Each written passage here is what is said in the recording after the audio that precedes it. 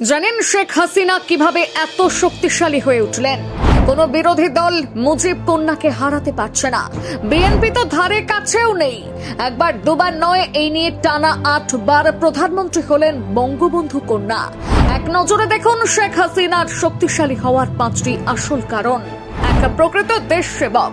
সাম্প্রতিক সময়ে বাংলাদেশের প্রধানমন্ত্রী শেখ হাসিনা বিশ্বের জনপ্রিয় প্রধানমন্ত্রীদের মধ্যে একজন।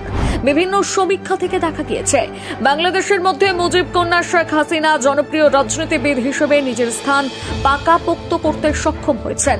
বাংলাদেশের মানুষদের প্রতি প্রধানমন্ত্রী হিসেবে তিনি তার দায়িত্ব 100% ভাবে পূরণ করার চেষ্টা করেন।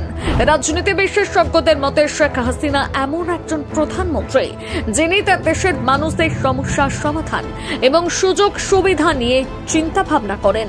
কোন কোন পদক্ষেপ গ্রহণ করলে দেশের মানুষ ভালো থাকবেন সেই নিয়ে শেখ হাসিনা সর্বদা চিন্তিত থাকেন। শেখ হাসিনার এহেন ব্যক্তিত্ব বাংলাদেশের মানুষের কাছে তার গ্রহণযোগ্যতাকে বহুগুণ বাড়িয়ে তুলেছে। 2 নম্বর, দক্ষ যোগ্য নেতৃত্ব। রাজনৈতিক বিশেষজ্ঞরা শেখ হাসিনাকে আওয়ামী লীগের মতো প্রাচীন এবং ঐতিহ্যবাহী একটি দলের আদর্শ নেত্রী বলে মনে করে থাকেন। বিশিষ্টদের যুক্তি অনুযায়ী শেখ হাসিনার দক্ষ যোগ্য নেতৃত্বের কারণে বাংলাদেশ আজ তৃতীয় বিশ্বের অনুন্নত দেশ থেকে উন্নত দেশের পথে পা বাড়াতে পেরেছে। 3, বিদেশি রাষ্ট্রের সঙ্গে সুসম্পর্ক। বাংলাদেশের প্রধানমন্ত্রী শেখ হাসিনার মধ্যে বৈদেশিক সম্পর্ক তৈরি করার ক্ষেত্রে একটা সুন্দর প্রতিভা রয়েছে বলে মনে করা হয়। বাংলাদেশ এমন একটা রাষ্ট্র যাদের সঙ্গে প্রায় প্রতিটি দেশের সম্পর্ক রয়েছে। প্রতিবেশী দেশ হিসেবেও বাংলাদেশের যথেষ্ট সুনাম রয়েছে। বাংলাদেশ বিশ্ব মানচিত্রে তাদের স্থানকে আরো বেশি উজ্জ্বল করে তোলার জন্য বৈদেশিক রাষ্ট্রের কাছ থেকে প্রতিনিয়ত নানান রকম সাহায্য পেয়ে থাকে। প্রধানমন্ত্রী শেখ হাসিনার অমায়িক বন্ধুত্ব পরায়ণ আচার ব্যবহারের জন্য এমনটা সম্ভব হয়েছে বলে মনে করছেন বিশেষজ্ঞরা। আপনারা হয়তো জানেন বাংলাদেশের প্রধানমন্ত্রী শেখ হাসিনাকে অনুপ্রেরণা বলে উল্লেখ করেছিলেন ব্রিটিশ প্রধানমন্ত্রী ঋষি সুনাক।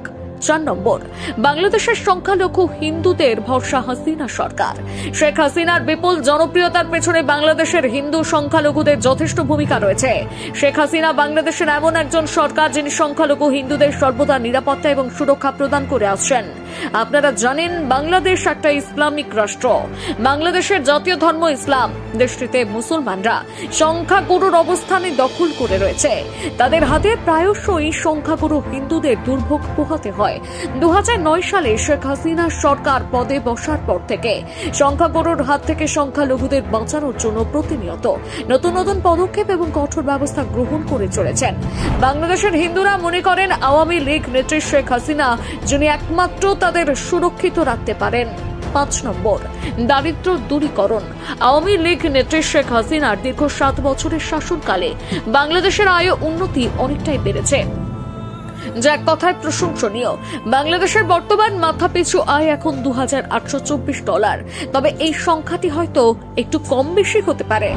সব মিলিয়ে একটি উন্নয়নশীল দেশে উন্নীত হতে গেলে যে মানদণ্ড ছুঁতে হয় বাংলাদেশ তা ইতিমধ্যে ছুঁয়ে ফেলেছে। এই নিয়ে জাতিসংঘের পক্ষ থেকে বাংলাদেশ যথেষ্ট প্রশংসা অর্জন করেছে।